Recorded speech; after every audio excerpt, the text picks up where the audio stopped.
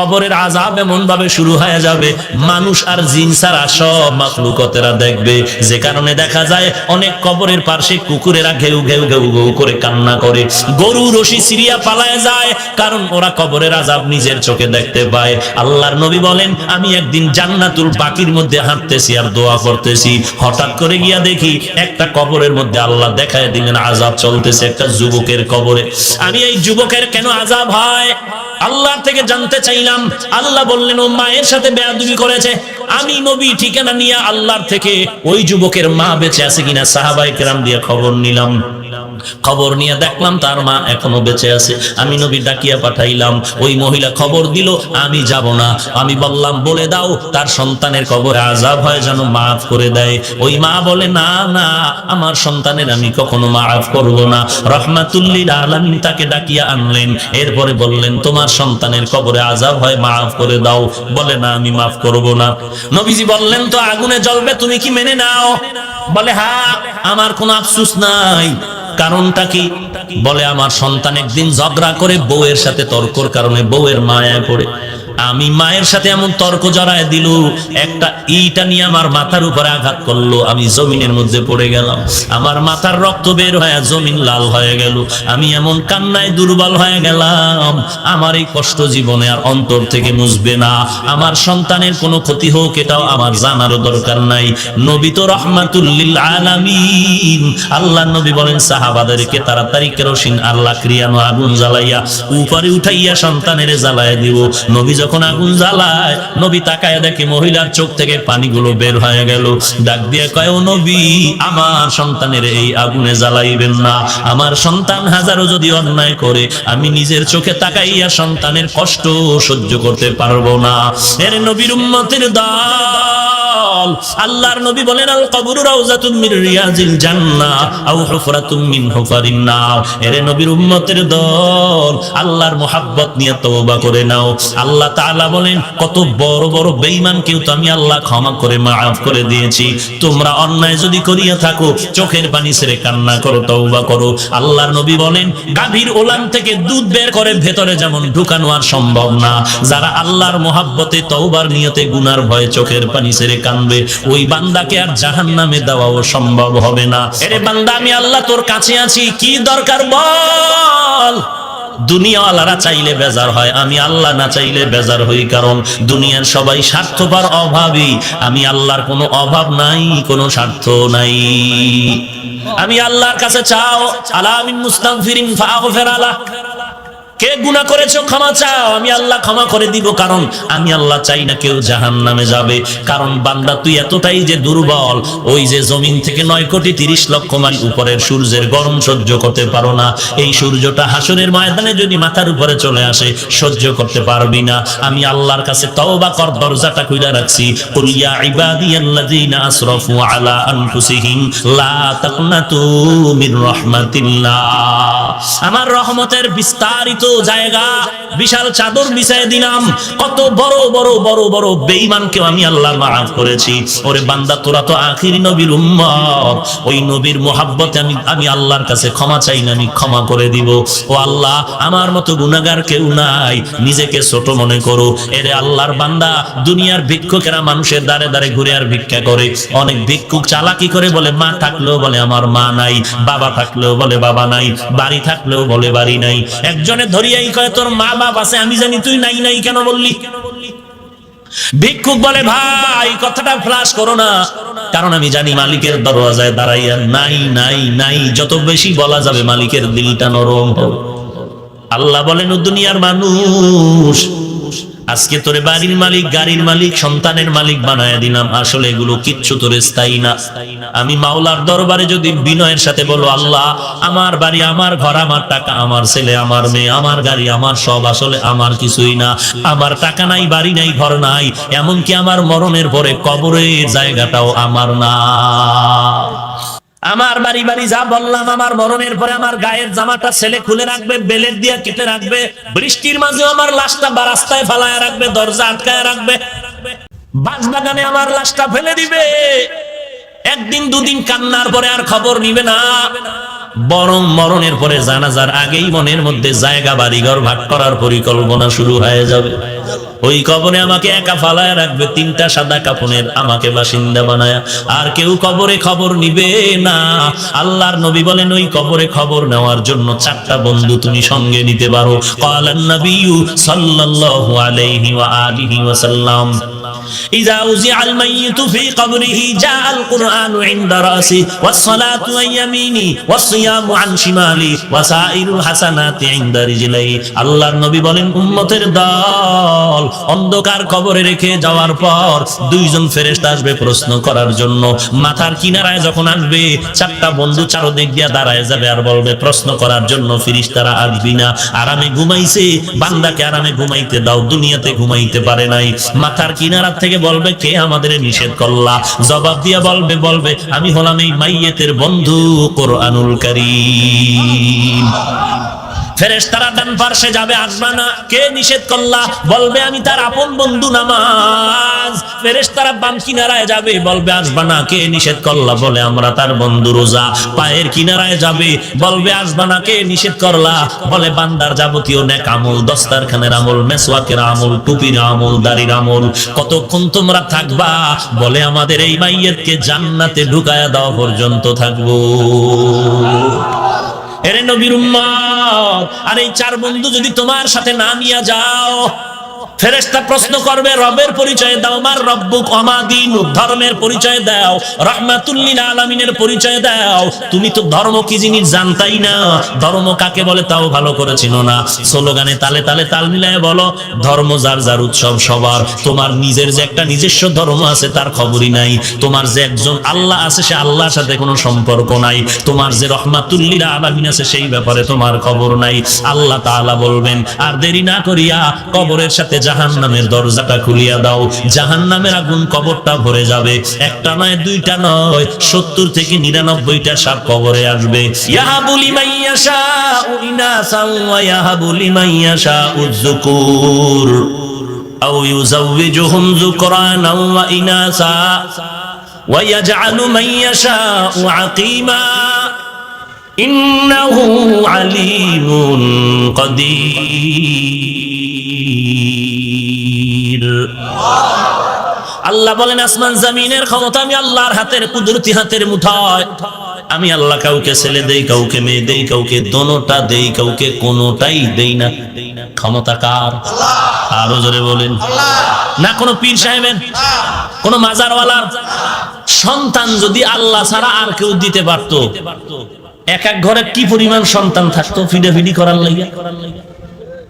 সব বাপ মায় চিন্তা করতো পিডাইয়া সাইজ করুন, সন্তান লাইন মতো লাগাও।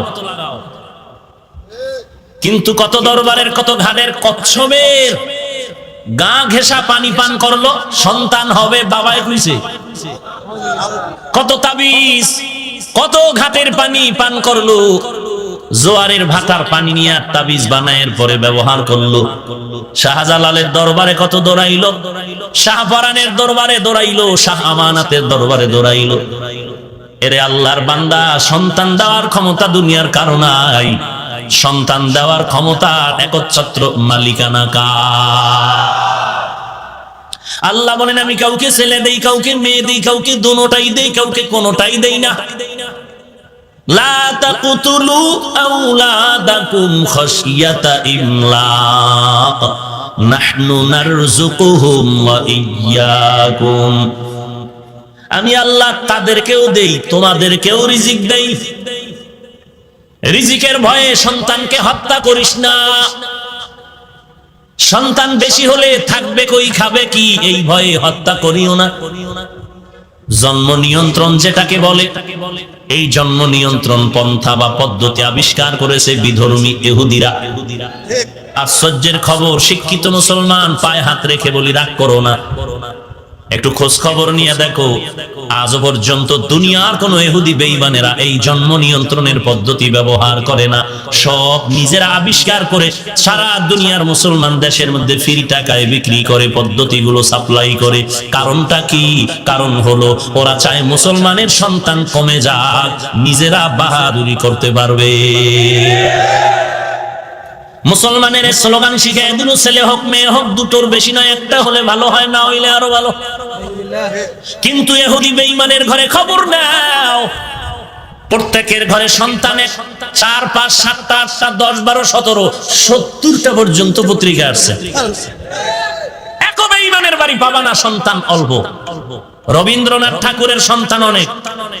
এরকম একটা গণনা করে দেখো, সব বিধর্মীদের ঘরে সন্তান বেশি। তাহলে ওরা জন্ম নিয়ন্ত্রণের পদ্ধতি আবিষ্কার করে, ওরা কেউ ব্যবহার করে না, সব মুসলমানের বিনা টাকায় বিলায়া দেয়। মুসলমান টের পায় না, না যাই না, না শুই না, উল্টা কোরআন ওয়ালাদের গালি দেয়। আচ্ছা সব কথা বাদ, ধরে নিলাম একেবারে ইহুদির কথাই চিরসত্য, ওরাও খায় আপনারাও খান। বলেন তো, এই জন্ম নিয়ন্ত্রণের ট্যাবলেট ব্যবহার করার পরে 10 বছর আগে বাংলাদেশে জনসংখ্যা যত ছিল বর্তমানে কত পার্সেন্ট কমছে?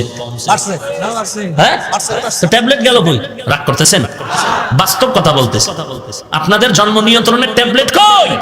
এত সন্তান বাড়লো সেই 10 বছরের তুলনায়, অর্ধেক বেড়ে গেল। কোথায়? 8 কোটি আর 7 কোটি আর 10 কোটি, এখন 16 কোটি। হ্যাঁ ভাইরা আমার, তো লোক কমলো না বাড়লো? কথা বলেন না কেন? 10 সন্তানের মা বাবা ধনী নাই, 2 সন্তানের মা বাপ গরিব নাই, সন্তান বেশি কম সংখ্যা দিয়ে রিজিকের বন্টন হয় না। এগুলো সব কিছুর কুদরতি ক্ষমতা আল্লাহর হাতে। এই জন্য 10 সন্তানের মা বাবাও না খাইয়া কেউ মরে নাই, বরং বড় আরামে আছে। 10 সন্তান, বাবা আরামে খায়, মা আরামে খায়, 10 ভাই 10 জায়গায় চাকরি করে, ব্যবসা করে, কৃষি কাজ করে, কত আরামে। এরকম আরামের সংসার আর কোথাও পাওয়া যায় না। আবার অপর দিয়ে তাকায় দেখো, যারা ছেলে মেয়ে দুটোর বেশি নয়, একটা হলে ভালো হয়, যথেষ্ট স্লোগান দিয়ে বসে আছে, এদের কপাল বড় খারাপ। একদল ক্ষমতায় আসছে, ওই লোকটা অন্য দল করতো, এখন চাকরি শেষ গেল কই? যথেষ্ট কান্না ছাড়া উপায় নাই এখন। আগে এত বছর মসজিদে তেমন দেখা যাইতো না, এখন তাকবীরুল্লাহ ছুটে না। কি ব্যাপার? বলে ঘরে চাল ভাত নাই। খোদার সাথে কান্না ছাড়া কোনো উপায় নাই, চাকরিও নষ্ট, বেতন নাই। আল্লাহ বলেন রিজিকের ভয়ে সন্তানরে হত্যা করো না। যারা এই সন্তান আল্লাহ দিতে পারেন মনে করার পরে আরো কাউকে এর সাথে অংশীদার বানায়, তারা শিরিক করলো। আল্লাহ বলেন সব গুনাহ মাফ হবে, শিরকের গুনাহ কখনো মাফ হবে না। 2 নাম্বার শিরিক হলো শিরিক ফিল ইলম। গায়বের ইলম একমাত্র আল্লাহর দরবারে আছে, দুনিয়াতে আর কেউ গায়বের মালিক হতে পারে না। কেউ যদি মনে করে আল্লাহ ছাড়া আরো কেউ গায়ব জানে, অদৃশ্যের খবর জানে, এটা শিরিকের গুনাহ। সব গুনাহ মাফ হলেও শিরকের গুনাহ মাফ হবে না। বলে বুঝি না, আমগো পিসা বুঝুনি দিয়ে আমগো মনের খবর কয়া দেয়। কেমনে কয়া জানি না, ভেবে নিলাম সে তো গায়েব জানে। নবীজির কাছে জিবরাইল আমিন প্রশ্ন করলেন কিয়ামত কবে হবে? নবী বললেন আমি জানি না, প্রশ্নকারীর থেকে বেশি জানি না। জিবরাইল আমিন বললেন তো কিয়ামতের কিছু নিদর্শন বলেন। নবী কিয়ামতের নিদর্শন বললেন। গায়বের মালিক যদি আমার নবী হইতেন, নবী জানতেন কিয়ামত কবে হবে। নবীর থেকে একটা বর্ণনাও নাই যে কিয়ামত কবে হবে। কিয়ামতের নিদর্শনের কথা আছে, আমার নবী বুঝায় গেলেন দুনিয়াতে গায়বের মালিক একমাত্র আল্লাহ ছাড়া আর কেউ গায়ব জানে না। জানে? 3 নাম্বার শিরিক ফিল হুকুম। আলা লাহুল খালক ওয়াল আমর। সৃষ্টি যার, হুকুম চলবে তার। আল্লাহর আদেশ মান্য করো বান্দা, এটাই হলো প্রাধান্য। আল্লাহর হুকুমের থেকে আরো কারো হুকুমকে প্রাধান্য দেওয়ার নাম শিরক। লা তাআতা লিমাখলুকিন ফি মাসিয়াতিল খালিক। আল্লাহকে বেজার করে, আল্লাহর কথা অমান্য করে অন্য কারো আদেশ নিষেধ মেনে নেওয়া হারাম। এটাকে বলে শিরিক ফিল হুকুম। আল্লাহর হুকুমের থেকে অন্য কারো হুকুমকে প্রাধান্য দেওয়া শিরিক। পিসাবের হুকুম মানবো, আল্লাহটা মানি না মানি জানি না, জাহান্নামে গেলে যাবো। এরকম বহু আশেকে রাসূল এই জমিনে আছে। ভাইরা আমার, 4 নাম্বার শিরিক ফিস সামঈ ওয়াল বাসারি। সবকিছু দেখেন, সবকিছু শুনেন একমাত্র কে? আপনি দিলে দিলে কি ভাবতেছেন কে জানেন? কারে মারার জন্য পরিকল্পনা করতেছেন কে জানেন? একমাত্র আল্লাহ, আর কেউ এর সাথে অংশীদার নাই। মনে করলেই শিরিক। সব গুনাহ মাফ হলেও শিরকের গুনাহ মাফ হবে না। 5 নাম্বার শিরিক ফিল ইবাদাত। আল্লাহ ছাড়া আর কেউ ইবাদতের সিজদা পাবে? বলেন, ইবাদতের সিজদা পাবেন একমাত্র আমার আল্লাহ। আল্লাহ ছাড়া আর কাউকে সিজদা দেওয়া যাবে না। যে কোনো উপায় ঘুরাইয়া ফিরাইয়া যাই করো না কেন, সিজদার মালিক আল্লাহ। অন্য কাউকে সিজদা দেওয়ার নাম হলো শিরকের গুনাহ। সব গুনাহ মাফ হলেও শিরকের গুনাহ মাফ হবে না। যারা আমরা গুনাহ করেই ফেললাম, আমাদের উপায় কি? আল্লাহ তাআলা বলেন উদউনি আস্তাজিব লাকুম, বান্দা ডাক দাও, আমি আল্লাহর কাছে ক্ষমার জন্য ডাক দাও, আমি আল্লাহ তোমার ডাকের জবাব দেওয়ার জন্য তৈয়ার। ওয়া ইযা সাআলাকা ইবাদি আন্নী ফাইন্নী করিব উজিবু দাওয়াতাদ দাঈ ইযা দাআন ফালইস্তাজিবু লি ওয়াল ইউমিনু বি লাআল্লাহুম ইয়ারশুদুন। এরে বান্দা, তুই কি প্রশ্ন করবি? তোর কি সওয়াল আছে? চা। এরে বান্দা, আমি আল্লাহ তোর কাছে আছি, কি দরকার বল। দুনিয়াওয়ালারা চাইলে বেজার হয়, আমি আল্লাহ না চাইলে বেজার হই, কারণ দুনিয়ার সবাই স্বার্থপর, অভাবী। আমি আল্লাহর কোনো অভাব নাই, কোনো স্বার্থ নাই। আমি আল্লাহর কাছে চাও, আলা মিন মুস্তাগফিরিন ফাগফির আলা, কে গুনাহ করেছো ক্ষমা চাও, আমি আল্লাহ ক্ষমা করে দিব, কারণ আমি আল্লাহ চাই না কেউ জাহান্নামে যাবে। কারণ বান্দা তুই এতটাই যে দুর্বল, ওই যে জমিন থেকে 9,30,00,000 মাইল উপরের সূর্যের গরম সহ্য করতে পারো না, এই সূর্যটা হাসরের ময়দানে যদি মাথার উপরে চলে আসে সহ্য করতে পারবি না। আমি আল্লাহর কাছে তওবা কর, দরজাটা খুলে রাখছি। কুল ইয়া ইবাদিয়াল্লাযীনা আসরাফু আলা আনফুসিহিম লা তাকনাতু মির রাহমাতিল্লাহ, আমার রহমতের বিস্তারিত জায়গা, বিশাল চাদর বিছায় দিলাম, কত বড় বড় বড় বড় বেঈমানকে আমি আল্লাহ মাফ করেছি। ওরে বান্দা, তোরা তো আখিরি নবীর উম্মত, ওই নবীর মোহাব্বতে আমি আল্লাহর কাছে ক্ষমা চাই না, আমি ক্ষমা করে দিব। ও আল্লাহ, আমার মতো গুনাহগার কেউ নাই, নিজেকে ছোট মনে করো। এরে আল্লাহর বান্দা, দুনিয়ার ভিক্ষুকেরা মানুষের দ্বারে দ্বারে ঘুরে আর ভিক্ষা করে। অনেক ভিক্ষুক চালাকি করে বলে মা থাকলেও বলে আমার মা নাই, বাবা থাকলেও বলে বাবা নাই, বাড়ি থাকলেও বলে বাড়ি নাই। একজনে ধরিয়াই কয় তোর মা বাবা আছে, আমি জানি তুই নাই নাই কেন বললি? ভিক্ষুক বলে ভাই কথাটা ফ্লাশ করো না, কারণ আমি জানি মালিকের দরওয়াজায় দাঁড়াইয়া নাই নাই নাই যত বেশি বলা যাবে মালিকের দিলটা নরম হবে। আল্লাহ বলেন ও দুনিয়ার মানুষ, আজকে তোরে বাড়ির মালিক, গাড়ির মালিক, সন্তানের মালিক বানায় দিলাম, আসলে এগুলো কিচ্ছু তোরে স্থায়ী না। আমি মাওলার দরবারে যদি বিনয়ের সাথে বলো আল্লাহ আমার বাড়ি, আমার ঘর, আমার টাকা, আমার ছেলে, আমার মেয়ে, আমার গাড়ি, আমার সব আসলে আমার কিছুই না, আমার টাকা নাই, বাড়ি নাই, ঘর নাই, এমনকি আমার মরণের পরে কবরের জায়গাটাও আমার না। আমার বাড়ি বাড়ি যা বললাম, আমার মরণের পরে আমার গায়ের জামাটা ছেলে খুলে রাখবে, বেলেট দিয়ে কেটে রাখবে, বৃষ্টির মাঝে আমার লাশটা রাস্তায় ফালায় রাখবে, দরজা আটকায় রাখবে, বাঁশবাগানে আমার লাশটা ফেলে দিবে। একদিন দুদিন কান্নার পরে আর খবর নিবে না, বরং মরণের পরে জানাজার আগেই মনের মধ্যে জায়গা বাড়িঘর ভাগ করার পরিকল্পনা শুরু হয়ে যাবে। ওই কবরে আমাকে একা ফালায় রাখবে, 3টা সাদা কাফনের আমাকে বাসিন্দা বানায়, আর কেউ কবরে খবর নিবে না। আল্লাহর নবী বলেন ওই কবরে খবর নেওয়ার জন্য 4টা বন্ধু তুমি সঙ্গে নিতে পারো। ক্বালান নবিয়্যু সাল্লাল্লাহু আলাইহি ওয়া আলিহি ওয়াসাল্লাম ইযা উযিআল মাইয়িতু ফি কবরিহি জাআল কুরআনু ইনদা রাসি ওয়াস সালাতু আন ইয়ামিনি ওয়াস সিয়ামু আন শিমালি ওয়া সাইরুল হাসানাতি ইনদা রিজলাই। আল্লাহর নবী বলেন উম্মতের দল অন্ধকার কবরে রেখে যাওয়ার পর 2জন ফেরেশতা আসবে প্রশ্ন করার জন্য। মাথার কিনারায় যখন আসবে 4টা বন্ধু চারদিক দিয়া দাঁড়ায় যাবে আর বলবে প্রশ্ন করার জন্য ফেরেশতারা আসবি না, আরামে ঘুমাইছে, বান্দাকে আরামে ঘুমাইতে দাও, দুনিয়াতে ঘুমাইতে পারে নাই। মাথার কিনারা থেকে বলবে কে আমাদের নিষেধ করলা? জবাব দিয়া বলবে আমি হলাম এই মাইয়েতের বন্ধু কোরআনুল কারীম। ফেরেশতারা ডান পাশে যাবে, আসবে না, কে নিষেধ করলা? বলবে আমি তার আপন বন্ধু নামাজ। ফেরেশতারা বাম কিনারায় যাবে, বলবে আসবে না, কে নিষেধ করলা? বলে আমরা তার বন্ধু রোজা। পায়ের কিনারায় যাবে, বলবে আসবে না, কে নিষেধ করলা? বলে বান্দার যাবতীয় নেক আমল, দস্তারখানের আমল, মেসওয়াকের আমল, টুপির আমল, দাড়ির আমল। কতক্ষণ তোমরা থাকবা? বলে আমাদের এই মাইয়েতকে জান্নাতে ঢুকায়া দেওয়া পর্যন্ত থাকবো। এরে নবীর উম্মত, আর এই 4 বন্ধু যদি তোমার সাথে না নিয়ে যাও, ফেরেশতা প্রশ্ন করবে রবের পরিচয় দাও, আমার রব্বুক ওমা দীনুক, ধর্মের পরিচয় দাও, রাহমাতুল লিল আলামিনের পরিচয় দাও। তুমি তো ধর্ম কি জিনিস জানতাই না, ধর্ম কাকে বলে তাও ভালো করে চিনো না। স্লোগানে তালে তালে তাল মিলায় বলো ধর্ম যার যার উৎসব সবার, তোমার নিজের যে একটা নিজস্ব ধর্ম আছে তার খবরই নাই। তোমার যে একজন আল্লাহ আছে সে আল্লাহর সাথে কোনো সম্পর্ক নাই। তোমার যে রাহমাতুল লিল আলামিন আছে সেই ব্যাপারে তোমার খবর নাই। আল্লাহ তাআলা বলবেন আর দেরি না করিয়া কবরের সাথে জাহান্নামের দরজাটা খুলিয়া দাও, জাহান্নামের আগুন কবরটা ভরে যাবে। একটা নয়, দুইটা নয়, 70 থেকে 99টা সাপ কবরে আসবে। এর নবীর উম্মতের দল, নবী বলেন এই কবরের আযাব এমন ভাবে শুরু হয়ে যাবে, মানুষ আর জিন ছাড়া সব মাখলুকতেরা দেখবে। যে কারণে দেখা যায় অনেক কবরের পাশে কুকুরেরা ঘেউ ঘেউ ঘেউ ঘেউ করে কান্না করে, গরু রশি ছিঁড়িয়া পালায় যায়, কারণ ওরা কবরের আযাব নিজের চোখে দেখতে পায়। আল্লাহর নবী বলেন আমি একদিন জান্নাতুল বাকির মধ্যে হাঁটতেছি আর দোয়া করতেছি, হঠাৎ করে গিয়া দেখি একটা কবরের মধ্যে আল্লাহ দেখায় দিলেন আযাব চলতেছে একটা যুবকের কবরে।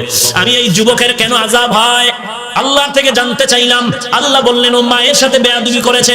আমি নবী ঠিকানা নিয়ে আল্লাহর থেকে ওই যুবকের মা বেঁচে আছে কিনা সাহাবায়ে কেরাম দিয়ে খবর নিলাম। খবর নিয়ে দেখলাম তার মা এখনো বেঁচে আছে। আমি নবী ডাকিয়া পাঠাইলাম, ওই মহিলা খবর দিল আমি যাব না। আমি বললাম বলে দাও তার সন্তানের কবরে আযাব হয় যেন মাফ করে দেয়। ওই মা বলে না না, আমার সন্তানের আমি কখনো মাফ করব না। রহমাতুল লিল আলামিন তাকে ডাকিয়া আনলেন, এরপরে বললেন তোমার সন্তানের কবরে আযাব হয় মাফ করে দাও।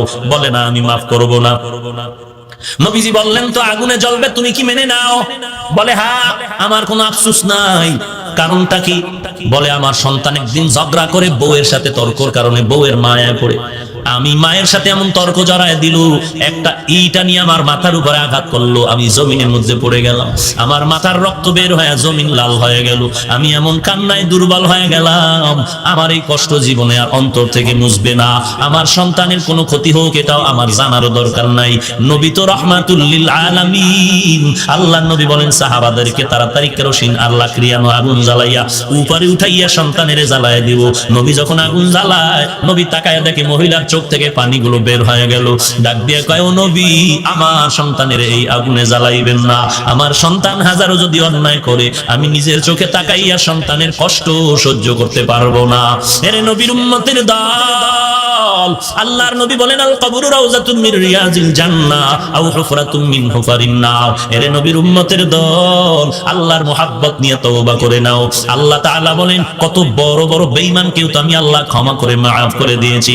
তোমরা অন্যায় যদি করিয়া থাকো, চোখের পানি ছেড়ে কান্না করো, তওবা করো। আল্লাহর নবী বলেন গাভীর ওলান থেকে দুধ বের করে ভেতরে যেমন ঢুকানো আর সম্ভব না, যারা আল্লাহর মুহাব্বতে তওবার নিয়তে গুনার ভয়ে চোখের পানি ছেড়ে কাঁদবে, ওই বান্দাকে আর জাহান্নামে দেওয়াও সম্ভব হবে না। অতএব আল্লাহর কাছে তওবা করো। হে মালিক, এই ময়দানে কেউ আমাকে চিনে না, জানে না আমি কার সন্তান, কার ভাই। ও আল্লাহ, তুমি তো জানো এই ময়দানের মধ্যে আমার মতো গুনাহগার মনে হয় আর কেউ নাই। গুনার কারণে দেখি আমার হাত না পাক, আমার জিহ্বা না পাক, আমার অন্তর না পাক। ও আল্লাহ, এই অন্যায়গুলো যদি আমার কেউ সামনে করতো, আমি তাকে লাত্তি মেরে তাড়ায় দিতাম। ও দয়ার মালিক, এত বড় বড় গুনাহ করার পরে তুমি একবারও রাগ করে পানি বন্ধ করো নাই, বাতাস বন্ধ করো নাই। ও আল্লাহ, তুমি সূর্যের আলো বন্ধ করো নাই। আজকে ময়দানে হাজির হয়ে গেলাম তওবার জন্য। কতবার আজান শুনলাম, মসজিদে গিয়ে নামাজ আদায় করলাম না, ঘাড় তানামি করে চলে গেলাম। কত আলেম কত বুঝাইলো, তাদের সাথে আমি উল্টা পাল্টা ব্যবহার করলাম। ও আল্লাহ, আজকে তওবা করতেছি, জীবন চলে গেল, গুনাহের কাছেও যাব না, নামাজ ছাড়বো না, মা বাবাকে কষ্ট দিব না। এরে যুবক, আল্লাহর গোলাম, তোমার মতো যুবক আজকে তাকায় দেখো, অধিকাংশ ক্ষেত্রে যুবকের চতুর্দিকে লাশ আর লাশ, মরণের কবর। আবার তাকায় দেখো তোমার মতো যুবক স্কুল কলেজে লেখাপড়া করে, নামাজের সময় এক ওয়াক্ত নামাজ বাদ দেয় না। তোমার মতো যুবক কোটি টাকার ব্যবসা করে, 1 টাকাও হারাম খায় না। তোমার মতো যুবক ড্রাইভারি করে, কৃষি কাজ করে, শ্রমিকের কাজ করে, নামাজ বাদ দেয় না। তোমার মতো যুবকরা আর্মি, পুলিশ, বিডিআরের চাকরি করে, একটু নামাজ বাদ দেয় না। তুমি কেন পারবা না রে ভাই? আল্লাহর দরবারে তওবা করে নাও, একটু কষ্ট করে নামাজ চালু করো, দেখবা 1 সপ্তাহ পরে নামাজ না পড়লে মনটা খারাপ লাগবে। অভ্যাস করে নাও, না পারলে বারবার আল্লাহর কাছে তৌফিক চাও। আর কোন ভালো আল্লাহওয়ালা যদি পাও, যাদের দোয়া কবুল হওয়ার মতো দিল সাক্ষী দেয়, এমন আল্লাহওয়ালার থেকে একটু দোয়া নিওয়ার বলিও হুজুর আমার জন্য দোয়া করবেন, আমি যেন 5 ওয়াক্ত নামাজ পড়তে পারি ঠিক মতো। মনটা চায় পড়তে, কিন্তু মাঝে মাঝে যাই, মাঝে মাঝে যাইতে পারি না। এরে আল্লাহর বান্দা, সব লাইনে তোমার মতো নামাজি বান্দা থাকলে তুমি কেন পারবা না? আল্লাহর কাছে তৌফিক চাও, তওবা করো। আল্লাহ, আর গুনাহের কাছেও যাব না, আর নামাজ ছাড়বো না, দেশ ও জাতির বিরুদ্ধে কোনো ষড়যন্ত্র করব না, আলেম ওলামাদের সাথে বেয়াদবিমূলক কোনো আচরণ করব না, বিরোধিতা করব না, গীবত শিকায়াত করব না। তওবা করার যদি খাস নিয়ত থাকে, মুনাফিকি যদি না থাকে, খাঁটি তওবার নিয়তে দুটো হাত আল্লাহকে দেখায় দাও। আয় আল্লাহ, সবার হাত কবুল করে নেন। আয় আল্লাহ, আমাদের তওবা কবুল করে নেন। তওবার উপরে মজবুত হয়ে চলার তৌফিক দান করেন। আয় আল্লাহ, গুনাহের প্রতি ঘৃণা জমায়ে দেন, নবীর তরিকা মতে চলার তৌফিক দান করেন। আমিন। আলহামদুলিল্লাহি রাব্বিল আলামিন। والصلاة والسلام على سيد الأنبياء والمرسلين وعلى آله وأصحابه أجمعين يا أرحم الراحمين يا أرحم الراحمين يا أرحم الراحمين رب ارحمهما كما ربياني صغيرا رب ارحمهما كما ربياني صغيرا ও দয়ার মালিক কুদরতের নজর দিয়ে দেখেন ময়দানে কত উলামায়ে কেরাম হাজির আয় আল্লাহ কত সাদা দাড়িওয়ালা মুরব্বি হাজী সাহেবরা হাজির আয় আল্লাহ কত চাকরিজীবী কত ব্যবসায়ীরা আপনার দরওয়াজায় হাত তুলেছেন কত যুবক কত ছাত্র ভাই ছোট ছোট বাচ্চা মাদ্রাসার ছাত্র পর্দার আড়ালের কত মা বোনেরা ও আল্লাহ আমরা সবাই গুনাহগার জাহান্নামের আসামি আপনার দরওয়াজায় তওবার নিয়তে হাত তুলে ফেলেছি রে আল্লাহ দয়ার নজরে আমাদের জীবনের সব গুনাহগুলো মাফ করে দেন আয় আল্লাহ আজকের মাহফিল কবুল করে নেন আয় আল্লাহ যারা আয়োজন করেছেন সহযোগিতা করেছেন কবুল করে নেন আয় আল্লাহ নবীজির মুহাব্বতে আমাদের মোনাজাত কবুল করে নেন মা বোনদের আবেদা পর্দানিশী বানায়া দেন ছেলে সন্তানগুলো নেককার দিনদার বানায়া দেন আয় আল্লাহ একজন আর আমিন খালি হাতে ফিরাইয়া দিয়েন না পাঁচ ওয়াক্ত নামাজি বানায়া দেন নবীর সুন্নতের আমলওয়ালা জিন্দেগি দান করেন আল্লাহ কোরআন ও হাদিসের ইলমের নূর দিয়া সিনাটা ভরপুর করে দেন আয় আল্লাহ প্রত্যেকের সিনার মধ্যে হেদায়েতের বাতি জ্বালায়া দেন আল্লাহ আয় আল্লাহ প্রত্যেকটা মা বাবাকে নেককার সন্তানের মা বাবা হওয়ার তৌফিক দান করেন সারা দুনিয়ায় শান্তির ব্যবস্থা করে দেন اللهم صل على محمد النبي الأمي وعلى آله وسلم تسليما سبحانك لا علم لنا إلا ما علمتنا إنك أنت العليم الحكيم رب اشرح لي صدري ويسر لي أمري واحلل عقدة من لساني يفقهوا قولي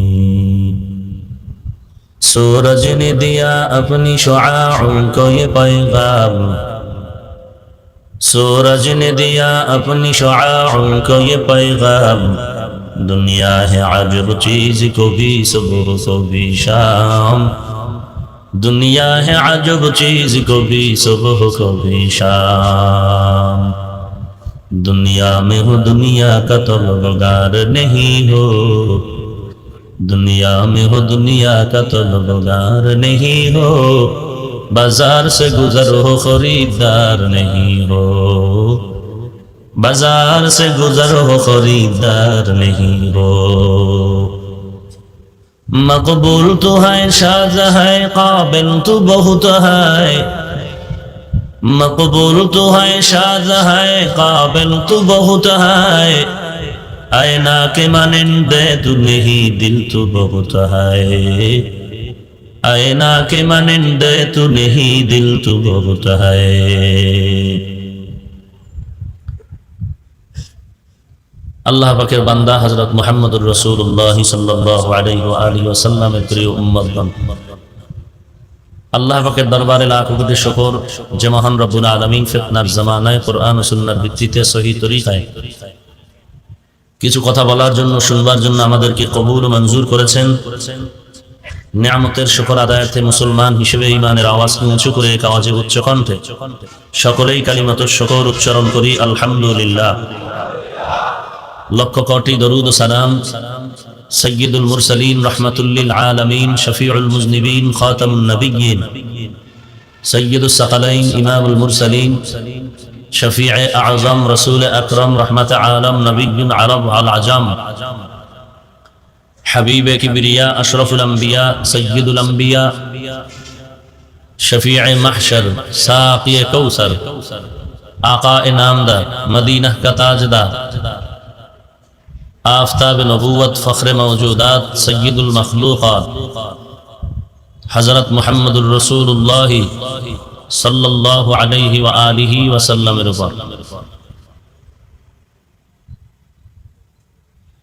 সর্বোপরি শকর যাদের অক্লান্ত পরিশ্রমের মাধ্যমে আজ এই সুন্দর আয়োজন সময় পরামর্শ অর্থ দিয়ে দোয়া করে উপস্থিত হয়ে মাইক লাইট প্যান্ডেলের ব্যবস্থাপনার মাধ্যমে সহযোগিতার হাত যারা বাড়িয়েছেন প্রত্যেককেই আল্লাহ তাআলা এই খিদমতের বিনিময়ে দুনিয়াতে শান্তি পরকালে চিরমুক্তির ব্যবস্থা করে দিন কোরআনে হাকিমের এক আয়াতে কারিমা তিলাওয়াত করেছি বিশ্ব নবী, শেষ নবী, মহানবী, শ্রেষ্ঠ নবী সাল্লাল্লাহু আলাইহি ওয়া আলিহি ওয়া সাল্লামের অসংখ্য অগণিত অমীয় বাণী। পবিত্র হাদিস শরীফের মধ্য থেকে দুটো হাদিসের অংশ পড়েছি। তিলাওয়াতকৃত আয়াতে কারিমা ও হাদিসে পাকের আলোকে ইখলাস ও রুহানিয়াতের সমন্বয় কিছু কথা আমাকে বলার মতো, আপনাদের শুনবার মতো হিম্মত, ধৈর্য, তৌফিক আল্লাহ পাক দান করুন। আর মুহাব্বতে পড়ি আল্লাহুম্মা আমিন। ইয়া আইয়ুহাল্লাযীনা আমানু, হে দুনিয়ার মুমিন, আতিউল্লাহ ওয়া আতিউর রাসূল, তোমরা আল্লাহ তাআলা এবং তার রাসূলের অনুসরণ, অনুকরণ, আনুগত্য করো। ওয়ালা তুবতিলু আমালাকুম, এবং তোমাদের কৃত আমলকে বিনষ্ট করো না। রাসূলুল্লাহ সাল্লাল্লাহু আলাইহি ওয়া আলিহি ওয়াসাল্লাম ইরশাদ করেন, লা তাআতা লি মাখলুকিন ফি মাসিয়াতিল খালিক, আল্লাহকে অসন্তুষ্ট করে পৃথিবীর ভিন্ন কারো আদেশ নিষেধ গ্রহণ করা চূড়ান্ত হারাম। অন্য হাদিসে আল্লাহর রাসূল বলেন, আখলিস দীনাকা ইয়াকফিকাল আমালুল কলিল, তোমাদের দ্বীন, ঈমান, আকীদাকে পরিশুদ্ধ করো, অল্প আমল নাজাতের ওসিলা হয়ে যাবে। আল্লাহ রাব্বুল আলামিন দুটো আদেশ দিলেন এবং সতর্কবাণী উচ্চারণ করলেন। আনুগত্য, অনুসরণ, অনুকরণ হবে আল্লাহ এবং তার রাসূলের, আর সাবধান যে তোমাদের কৃত আমল যেন নষ্ট না হয়। অনুসরণ আর অনুকরণ, আল্লাহ এবং তার রাসূলের আনুগত্য করা কিভাবে হবে? জবানের কথার দ্বারা নয়, কাজের মাধ্যমে। আর ওই কাজটাকেই আমল বলে। অর্থাৎ আমলের মাধ্যমে বাস্তবায়ন করে দেখাও তুমি আল্লাহ এবং তার রাসূলের অনুসরণ করতেছো। রাসূলের আদর্শ মতো জিন্দেগি পরিচালনা করা, রাসূলের আদর্শ বাস্তব জীবনে বাস্তবায়ন করা, এর নাম অনুসরণ, অনুকরণ।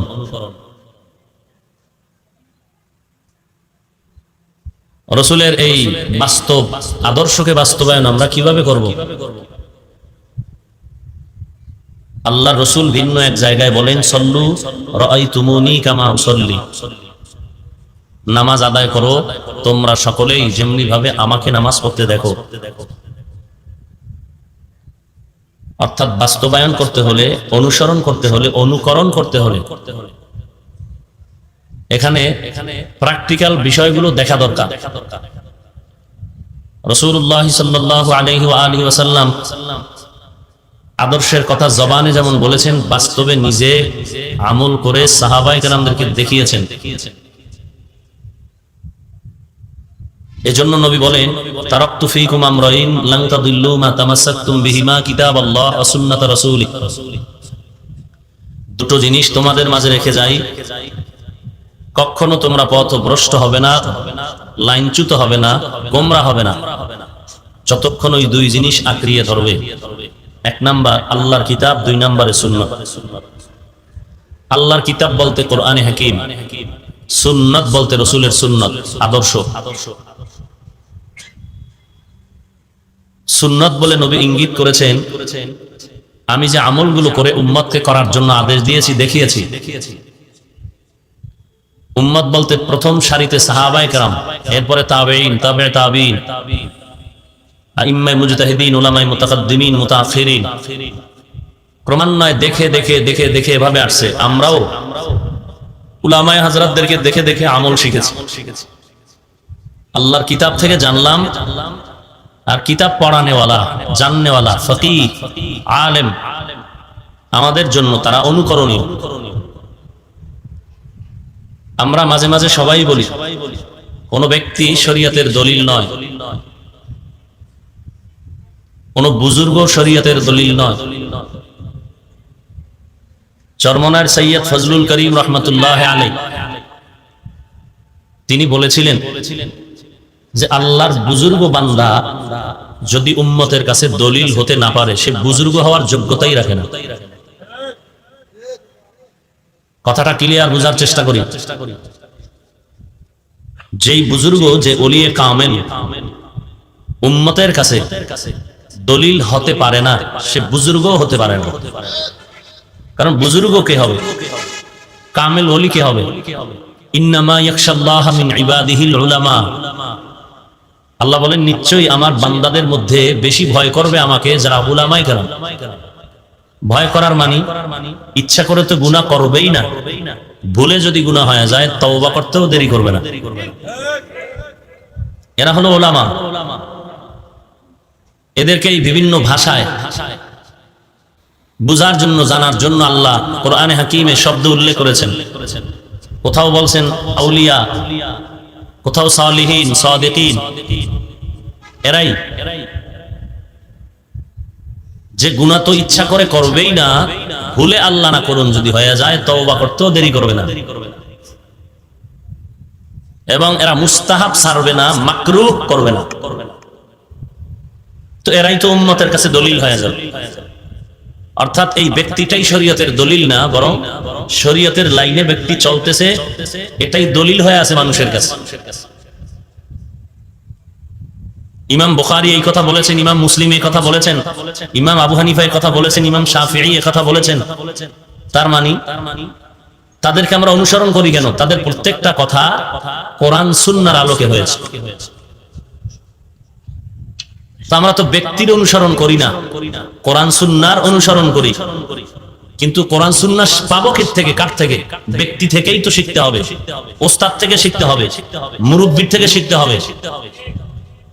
এজন্য আউলিয়ায়ে কেরামরা বলেন, যার কোনো মুরব্বি নাই তার মুরব্বি অটোমেটিক শয়তান হয়ে যায়। আউলিয়ায়ে কেরামগণ বলেন, মান আরাফা নাফসাহু ফাকাদ আরাফা রাব্বাহ। যে নিজেকে চিনে সে আল্লাহকেও চিনে। আমরা আল্লাহকে চিনি না কেন? নিজেকেই চিনি না। নিজেকে চিনি উল্টা পরিচয়।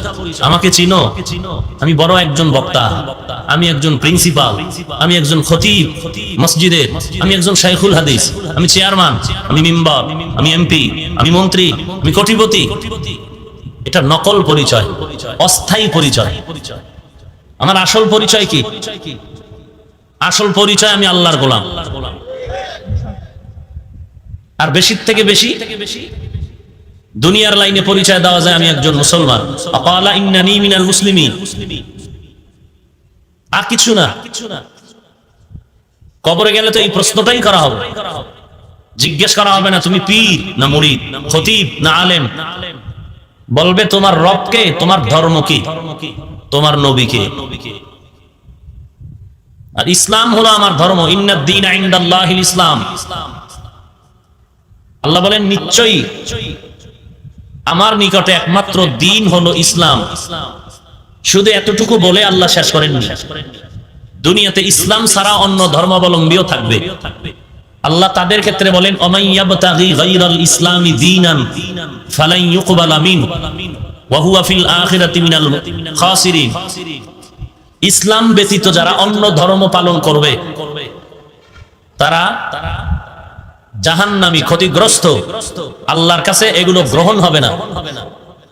এখন যদি কেউ বলেন তুমি হিন্দু ধর্মে থাকো, বৌদ্ধ ধর্মে থাকো, খ্রিস্ট ধর্ম পালন করো, ইহুদি ধর্ম পালন করো, আমার সাথে সম্পর্ক রাখলে তোমার ধর্মে থাকিয়েই তুমি জান্নাত পাবা।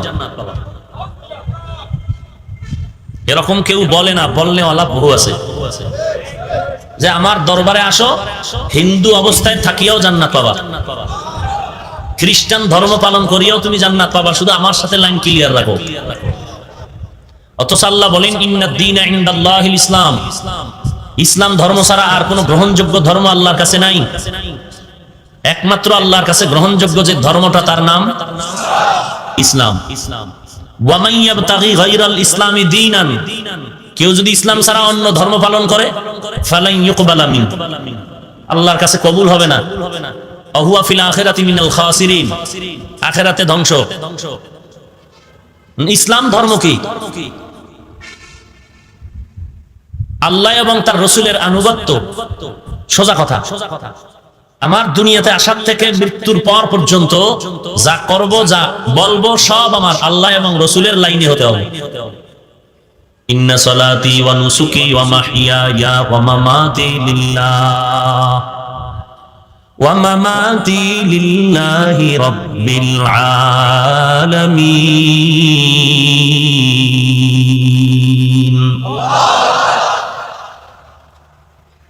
আমার নামাজ, আমার কোরবানি, বেঁচে থাকা, মরে যাওয়া, সব কিছু কার জন্য?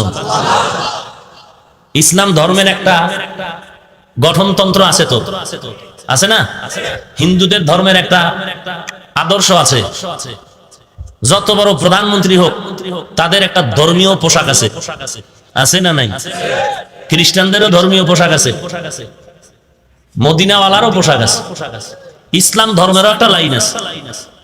আপনি দাবি করবেন আমি ইসলাম ধর্ম মানি, কাজে কর্মে, চলতে ফিরতে, উঠতে বসতে যদি পার্থক্য করা না যায়, যে আপনি কি হিন্দুর মতো চলেন, না খ্রিস্টানদের মতো চলেন, না ইহুদির মতো চলেন, নাকি আপনি মদিনার লাইনে চলেন, এটা তো পার্থক্য বুঝাতে হবে।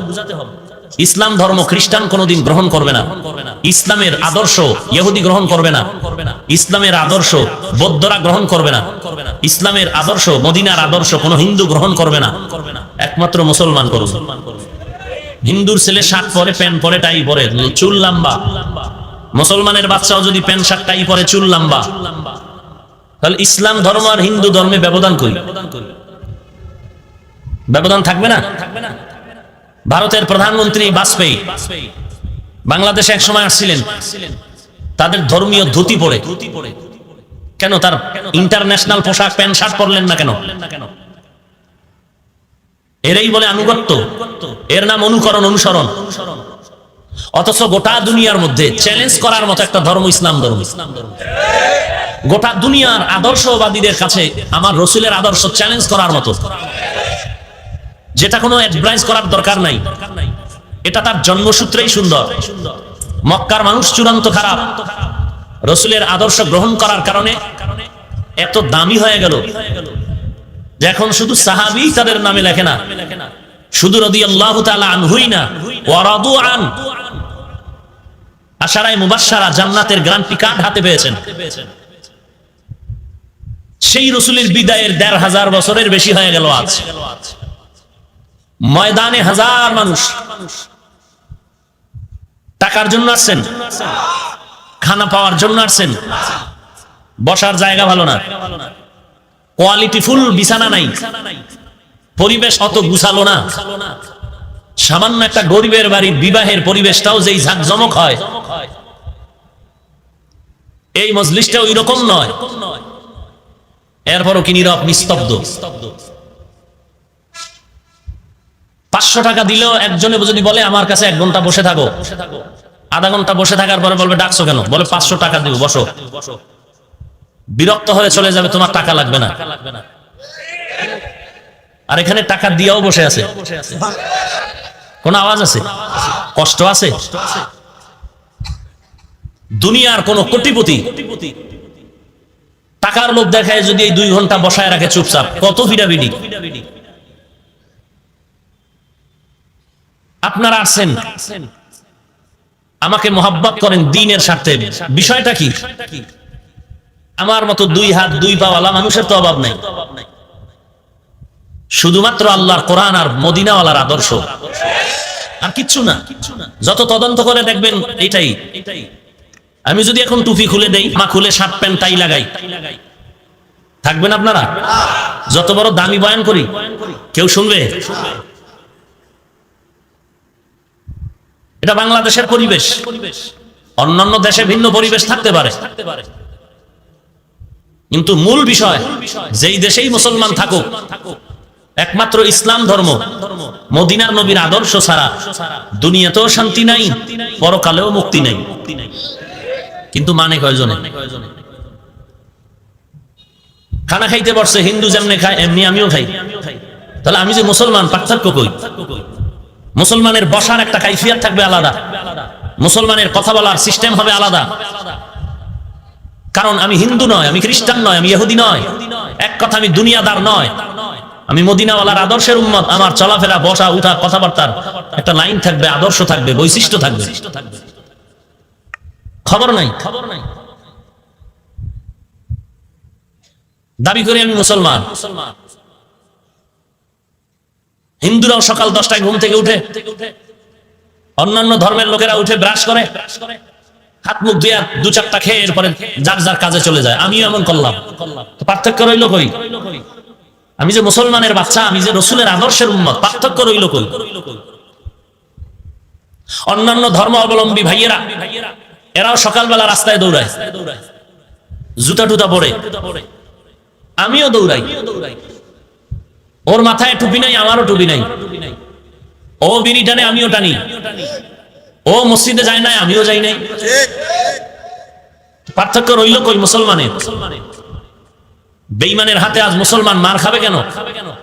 আসমান জমিনের মালিক আল্লাহ, সেই আল্লাহ তো এখনো আছেন, যেই আল্লাহ বনি ইসরাইলদেরকে আসমান থেকে ডাইরেক্ট ভুনা পাখির গোশত আর হালুয়া জমিনে দিছেন,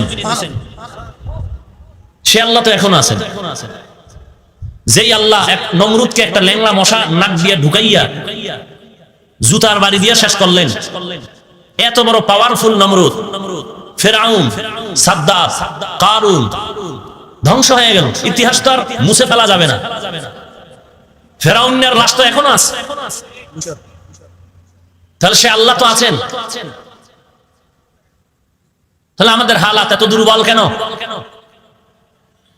জমিন আল্লাহ, আমরা আল্লাহর গোলাম। বাহাদুরি আমরা করব, অথচ আমরা মার খাই। আমরা সব অপরাধীদের বিচার হয়, ধর্ম অপরাধীদের বিচার হয় না কেন? ধর্মীয় অনুভূতিতে আঘাত হানার কারণে, হিন্দুদের বিরুদ্ধে কথা বলার কারণে যদি মামলা হতে পারে, ধর্মীয় অনুভূতিতে আঘাত দিছে, হিন্দু ভাইয়েরা মামলা করেছে, তাহলে যেই কুলাঙ্গার আমার রসুলকে গালি দিছে তার বিচার হয় না কেন? যে বেঈমান বলেছে মুসলমান নামধারী, রসুলের দাড়ি ছাগলের মতো, আর এখন ইসলামের ব্যানার লাগায় কত ভণ্ডামি চলতেছে, কোনো সীমানা নাই।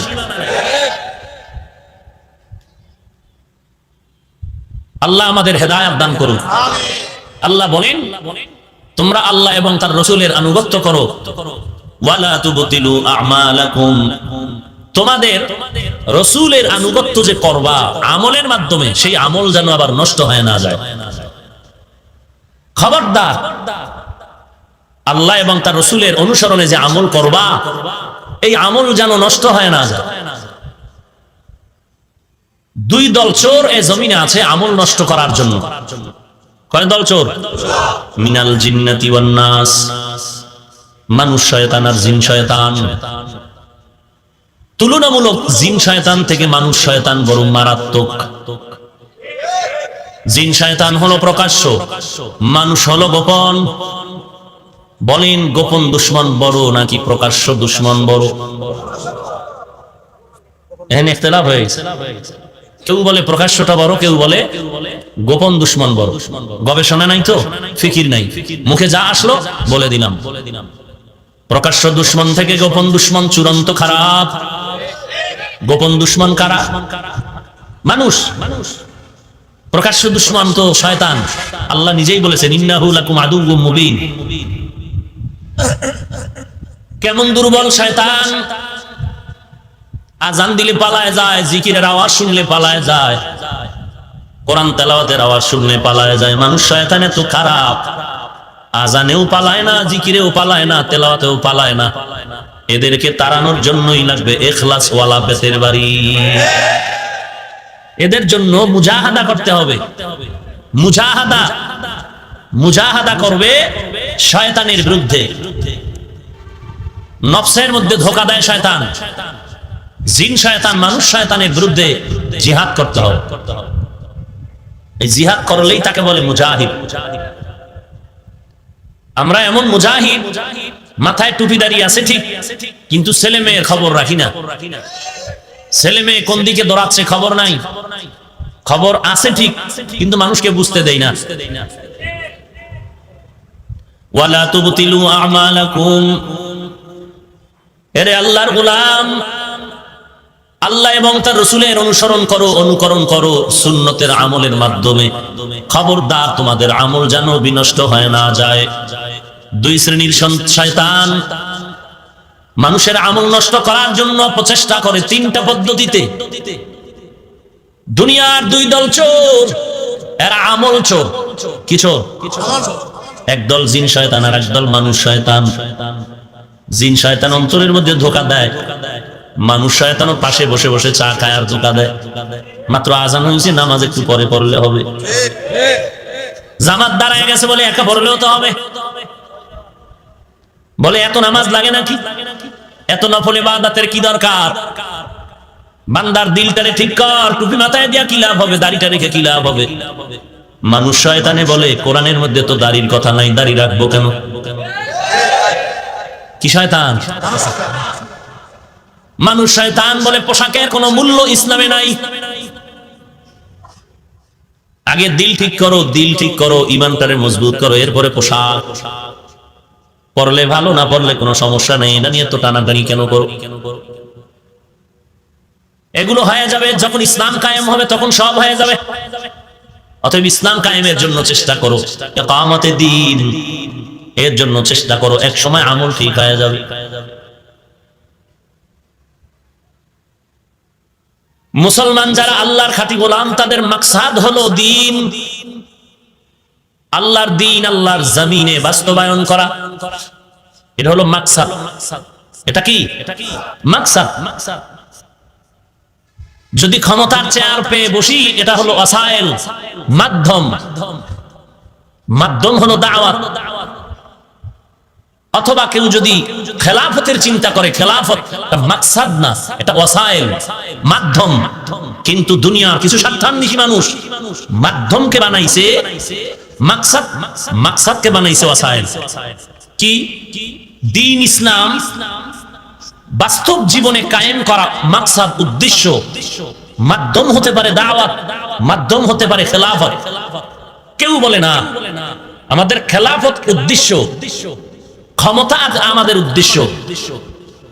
ধর্ম হলো মাধ্যম, ধর্মের ব্যানার লাগায় ক্ষমতায় যাব, এরপরে ধর্ম কায়েম করব। ক্ষমতা আমাদের আসল, ধর্ম পরে, আগে ক্ষমতায় যেয়ে নেই। এটা দুনিয়াদার শয়তানের স্লোগান, ইসলামের স্লোগান না। ইসলামের স্লোগান ক্ষমতায় খেলাফত পাই আর না পাই, হুশ আছে এখন থেকে আমল শুরু। কি? ওখানে যেতে পারি না পারি ওটা আল্লাহর হাতে। পাইলে আলহামদুলিল্লাহ, না পাইলেও আলহামদুলিল্লাহ। আমার কাজ হলো দ্বীন বাস্তবায়ন করা। আগে আমার মধ্যে পরিবার, কু আনফুসাকুম ওয়া আহলিকুম নারা আলা কুল্লুকুম রাঈন ওয়া কুল্লুকুম মাসউলুন আন রাইয়াতিহি। আমি তো দায়িত্বশীল। আমি কিসের দায়িত্বশীল? আমি আমার বডির দায়িত্বশীল, আমার অঙ্গ প্রত্যঙ্গের দায়িত্বশীল আমি।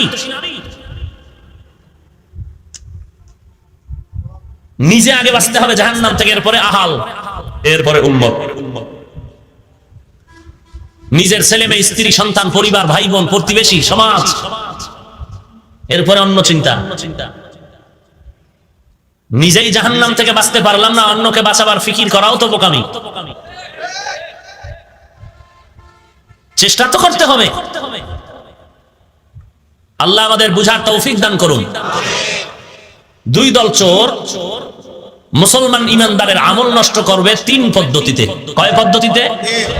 তিনটা পদ্ধতিতে আমল দুর্বল হয়ে যায়, নষ্ট হয়ে যায়। এই দুই দল আমল চোর, ইমান চোরেরা মানুষের ইমান আমল নষ্ট করে তিনটা অপরাধের মাধ্যমে। এক নাম্বার অপরাধের নাম শিরক। ইন্নাল্লাহা লা ইয়াগফিরু আন ইউশরাকা বিহি ওয়া ইয়াগফিরু মা দুনা যালিকা লিমান ইয়াশা ওয়া মান ইউশরিক বিল্লাহ ফাকাদ ইফতারা ইসমান আযীমা ওয়া মান ইউশরিক বিল্লাহ ফাকাদ দাল্লা দালালাম বাঈদা ওয়া মান ইউশরিক বিল্লাহ ফাকাদ হাররামাল্লাহু আলাইহিল জান্নাহ। আল্লাহ তাআলা বলেন আমি সব গুনাহ ক্ষমা করব, শিরকের গুনাহ ক্ষমা করব না। বরং যারা শিরক করবে তারা মুশরিক, মুশরিকদের জন্য জান্নাত হারাম। লোকমানে হাকিম তার সন্তানকে বলেন ইয়া বুনাইয়া লা তুশরিক বিল্লাহ ইন্নাশ শিরকা লাযুলমুন আযীম। ও সন্তান, তুমি আল্লাহর সাথে কাউকে অংশীদার বানাও না, শিরিক করো না। নিশ্চয়ই শিরিক হলো বড় জুলুম, শিরিকের গুনাহ বড় মারাত্মক। আল্লাহর নবীকে পর্যন্ত আল্লাহ বলেন, নবী শিরিক করলে ধ্বংস, লা ইয়াহবাতান্না আমালুকা ওয়া লা তাকুনান্না মিনাল খাসিরিন, আমল নষ্ট হয়ে যাবে শিরিকের কারণে। কিয়ামতের ময়দানে শিরিক যুক্ত আমলের কোনো ওজন হবে না। মারাত্মক শিরিকের এই গুনাহ। আল্লাহর মতো আরো একজন আল্লাহ আছে মনে করার নাম শিরক। আল্লাহর ক্ষমতার মতো কারো ক্ষমতা আছে মনে করার নাম শিরক। আল্লাহর গুণের মতো কারো গুণ আছে মনে করার নাম শিরক। সব গুনাহ মাফ হলেও শিরকের গুনাহ মাফ হবে না। আল্লাহর সাথে কাউকে অংশীদার বানানো, এই শিরিক প্রথমত দুই প্রকার। শিরিক ফি জাত, শিরিক ফি সিফাত। আল্লাহর জাতের সাথে সত্তাগতভাবে শিরিক করা। যেমন আমার সন্তান আমার থেকে তৈরি, আমার জাত।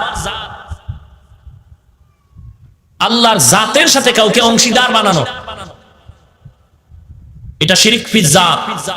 আল্লাহর গুণের সাথে কাউকে অংশীদার বানানো শিরিক ফি সিফাত। এটাকেই ভিন্ন শব্দে বলে শিরিক আকবার, শিরকে আসগর। ভিন্ন শব্দে বলে শিরকে জলি, শিরকে খফি। টোটাল শিরিক পাঁচ প্রকার। শিরিক ফিল কুদরত, শিরিক ফিল ইলম, শিরিক ফিল হুকুম, শিরিক ফিস সামঈ ওয়াল বাসার, শিরিক ফিল ইবাদাত। এই উঠা বসা করেন কেন আপনারা? কি সমস্যা? কি সমস্যা? কি বৃষ্টি হয়? কি মোনাজাত দিয়ে দিব? এই এই ব্যারাম কেন? হ্যাঁ, খারাপ লাগে না? হেদায়েত বড় কঠিন জিনিস। ভালো হইতে বহু সময় লাগে, কপাল পুড়তে 1 সেকেন্ড লাগে না। এত কপাল পোড়া আমরা মুসলমান, ব্যক্তি আর দলের এত পাকা গোলাম হয়ে গেছি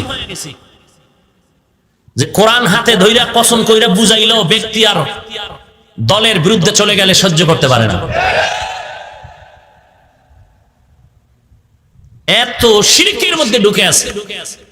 আর হ্যাঁ, যদি কয় আমি শিরিক করি, হ্যাঁ, নামাজ নাই, রোজা নাই, পর্দা নাই, এতে কোনো দোষ নাই। আমি টুপিদারি, নামাজ রোজা ঠিক রাখাও আমি মুশরিক। কেন? আমি পীর সাহেবের অনুসরণ করি, পীর মানি। এই জন্য এই বাংলাদেশের মধ্যে বাইরের খবর পরে এই বাংলাদেশের মধ্যে এমন একটা কুতুবের নাম বলেন যে কোনো ব্যক্তিকে মানে না। কোনো বাঘের বাচ্চা থাকলে দাঁড়ায় বল যে আমি কোনো ব্যক্তি মানি না। মুসলমানের বাচ্চা পারলে দাঁড়ায় বলো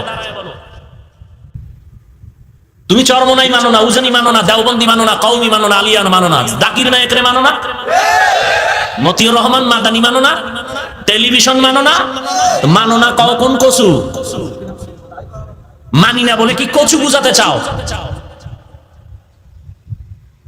সব কথা মাইকে বলা যাবে না। এই জন্য বললাম কোন বাঘের বাচ্চা থাকলে দাঁড়ায় বল যে আমি কাউকে মানি না। এরপরে সামনে এনে কানে ধরে বুঝাই দেব তুই কাকে মানো। বরং আমার থেকে তুমি বেশি মানো আমার ব্যক্তি, আমি যারে মানি, আমি যার কথায় চলি, তার বিরুদ্ধে বললে আমি আগে দেখি কোরআন হাদিসের লাইন মতো বললো কিনা। যদি দেখি আমার পীর, আমার মুর্শিদ, আমার মাযহাবের ইমাম কোরআন সুন্নাহর বাইরে চলে গেছে, কেউ ধরাইয়া দেয়, আমরা ওটাকে মেনে নেওয়ার চেষ্টা করি। আর তুমি তো এমন পূজা করো ব্যক্তির যে নাম লইলেই মাথা গরম, নাম লইলেই মাথা গরম। আমরা ব্যক্তির পূজা করি না। যারা ব্যক্তির নাম লইলে সহ্য করতে পারে না এরা পূজা করে, আমরা পূজা করি না। আমরা পীর মানি ততক্ষণ পীর নবীর সুন্নত মতো চলবে যতক্ষণ। আমরা মাযহাবের ইমামকে শ্রদ্ধা সম্মান করব ততক্ষণ তার কথাবার্তা কোরআন সুন্নাহ অনুযায়ী সঠিক লাইনে থাকবে যতক্ষণ। এটা কির পূজা হইল? তাহলে তো তুমি নামাজে দাঁড়াইয়াও তো পূজা করো। ইমাম রুকু দেয়, তুমিও রুকু দাও। হ্যাঁ, কি হইছে? ইমাম সেজদায় যাচ্ছে, আমিও যাচ্ছি। ওরে ব্যক্তির তো অনুসরণ লাগবেই, কোরআন সুন্নাহ অনুযায়ী হলে হবে ইবাদত। এটা শিরক না। ব্যক্তির অনুসরণ কোরআন সুন্নাহর আলোকে হলে হবে ইবাদত, আর মন গড়া হলে হবে শিরক। তো আমি যেই ব্যক্তির অনুসরণ করি তাকে আগে দেখি তার মাথায় টুপি আসেনি, নবীর তরিকায় দাড়ি আসেনি, লম্বা জামা আসেনি। তুমি যার অনুসরণ করো সে তো ওই যে শুরুতে বললাম, তাহলে তোমারটা তো নফসের গোলামি হচ্ছে, ইবাদত হচ্ছে না। তো শিরিক হলে তোমারটা হবে, আমারটা নয়। আমরা অন্ধ অনুসরণ অনুকরণ করি না।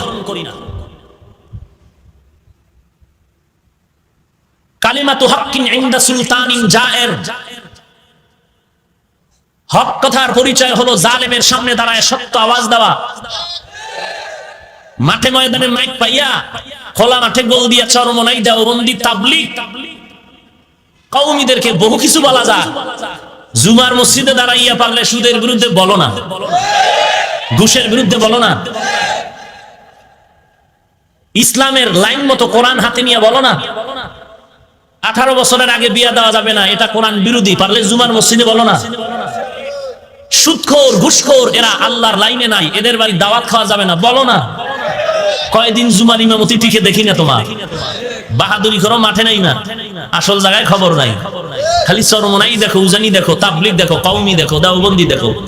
এই দেশে আর ভণ্ড পীর নাই? সেদিন নাম লয়ে কিছু বলো না কেন? ফিডার ডরে? ব্যক্তির পূজা আমরা করি। আমরা ব্যক্তির গোলাম নয়, আমরা আল্লাহর গোলাম। আমরা আল্লাহর গোলাম, ব্যক্তিকে মানি ইবাদত হিসাবে। আমি কোরআন বুঝি না, যে বুঝে তার থেকে আমার বুঝতে হবে না? আমি হাদিস জানি না, যে জানে তার থেকে জানতে হবে না? তাহলে একজন ব্যক্তির থেকে জানাটা কি অপরাধ?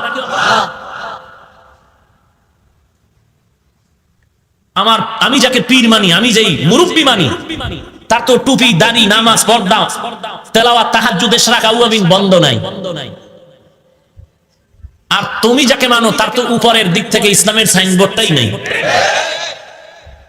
আমি ব্যক্তির পূজা করি না। ওয়ালা তুবতিলু আমালাকুম। নবীজির দাড়ি ছিল? সন্দেহ আছে? হ্যাঁ, নবীজি টুপি পরছেন মদিনা যাওয়ার পর? হ্যাঁ, নবীজি নামাজ পড়ছেন কি মদিনা যাওয়ার পর? নবী পর্দা করছেন? কথা বলেন না কেন? নবীজি শার্ট প্যান্ট টাই পরছেন না? সব বাদ দাও, মাপকাঠির আগায় রসুলকে নিয়ে আসো, সব বাদ। মাপকাঠির মূল ভিত্তির উপরে রসুলকে দাঁড় করাও। রসুল 5 বেলার নামাজ পড়ছেন, তাহাজ্জুদ পড়ছেন, ইশরাক পড়ছেন, আউয়াবিন পড়ছেন, সারা রাত নফল নামাজ পড়ছেন। দাড়ি ছিল কি ছিল না? কি ব্রাশ না লম্বা? বলেন। সমস্ত নবীদের দাড়ি ছিল লম্বা, সমস্ত নবীদের দাড়ি এক মুষ্টি না, লম্বা, আরো বেশি লম্বা। এবং সব নবীরা পাগড়ি পরা ছিলেন। আমার রসুল তো পাগড়ি পরেছেন। মক্কার 13 বছরের ইতিহাস পড়ো, এরপরে তরবারির জিহাদ মদিনায় যায় করো। মদিনার 10 বছরের ইতিহাস আগে টানো কেন? মক্কার ইতিহাস গেল কই? মক্কার 13 বছরের ইতিহাস কই? একটা লোক আগে নামাজ পড়ে না, তাকে বলো নামাজ পড়, টুপি পর, দাড়িটা লম্বা কর, মা বাবার খেদমত কর, বলতে থাকো, বলতে থাকো, বলতে থাকো, পাও ধরো, দিনে বুঝাও, রাতে বুঝাও। তুমি আবার তাহাজ্জুদে বইয়া আল্লাহর কাছে কান্না করে দোয়া করো। হাফিজুর রহমানের বিরোধিতা করলা 30 বার, মুসলমান হইয়া দোয়া করছো কয়বার? মুসলমান বিরোধিতা করছো 30 বার। মুসলমান হিসাবে যদি তুমি আমার হেদায়েত কামনা করো, দোয়া করছো কয়বার? দোয়া করবি কচু। সুদ খাইতেছো, ঘুষ খাইতেছো, প্যান পড়তেছো গিরার নিচে, দাড়ি কাটতেছো, 24 ঘন্টা কবিরা গুনাহ হচ্ছে, তো দোয়া তো কবুল হবে না।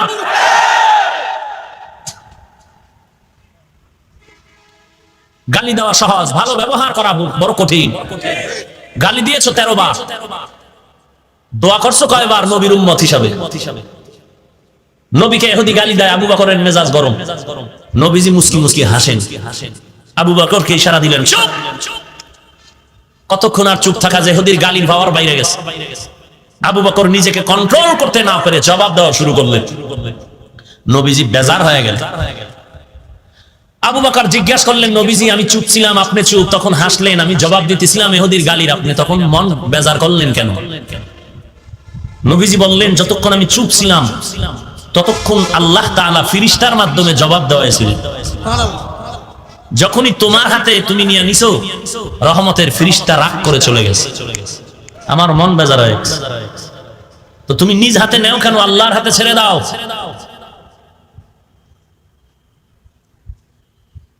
টঙ্গীর ময়দানে নবমুসলিমদের আলাদা তাবু আছে, আলাদা। হিন্দু, বৌদ্ধ, খ্রিস্টান যারা ইসলামের দাওয়াত পেয়ে ইসলামের কালেমা পড়েছে, এদের জন্য আলাদা জায়গা আছে টঙ্গীর ময়দানে। হাজার লাখ বিধর্মী কালেমার পতাকা তলে আসলো, বেনামাজি নামাজি হলো। হক্কানি পীর মাশায়েখ যারা, উজানি, চরমনাই, আরো যত আছেন, এদের মেহনত, নিরলস হক লাইনে মেহনতের কারণে কত বেপর্দাওয়ালা পর্দাওয়ালা হয়েছে। আজীবন যার গান শোনার নেশা ছিল, আজকে সে কোরআন শুনে।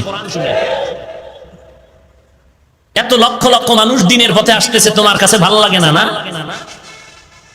এরা সব মুশরিক। আর তুমি সুদ খাইয়া আশেকে রাসূল, সুদ খাইয়া তুমি যদি আশেক হও, বাটপার হবে কে? বাটপার কে? তুমি সুদ খাইয়া কত খারাপ হয়েছো জানো? নিজের আপন আম্মার সাথে জিনার গুনাহ কামাই করতেছো। তুমি কত ভালো সন্তান বুঝো? নিজের কলিজার টুকরা মায়ের সাথে জিনার গুনাহ আমল নামায় জমা করতেছো। জিন্দেগীর কোন আমল কবুল হবে না, রোজা, নামাজ, তেলাওয়াত, হজ, দান, সদকা কিচ্ছু কবুল হবে না। তওবা না করে মরলে চিরস্থায়ী জাহান্নাম। তুমি কত ভালো সন্তান, আমাকে জিজ্ঞেস না করে তোমার বিবেককে জিজ্ঞেস করো। ভাগ্যের নির্মম পরিহার যে তোমার, কারণ চোখের মধ্যে কালো কালারের আয়না লাগাইলে সব সাদা, বাতি টুপি দেখবে কালো। এখন যদি মেজাজ গরম করে বলে বাতি কালো কেন, তাকে তখন একটা থাপ্পড় দিয়া কে বলবে তোর আয়না কালো কেন? বললেই মাথা ঠিক হয়ে যেত। আজকে রাসূলের আদর্শের কারণে এই ময়দান কায়েম, অন্য কোন পথ নাই। এতগুলো লোক, এত আইন নিঃস্বার্থে বসায় রাখা অন্য কোন সিস্টেমে হবে না, একমাত্র ইসলামে হবে।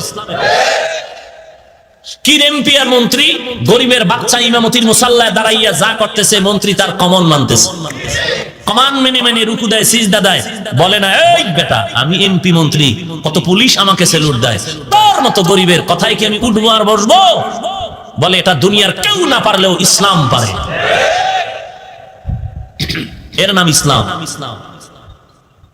ভ্রাতৃত্ব বন্ধনের ধর্মের নাম ইসলাম। সংঘাত আর উশৃঙ্খলতা সৃষ্টি করার নাম নয়।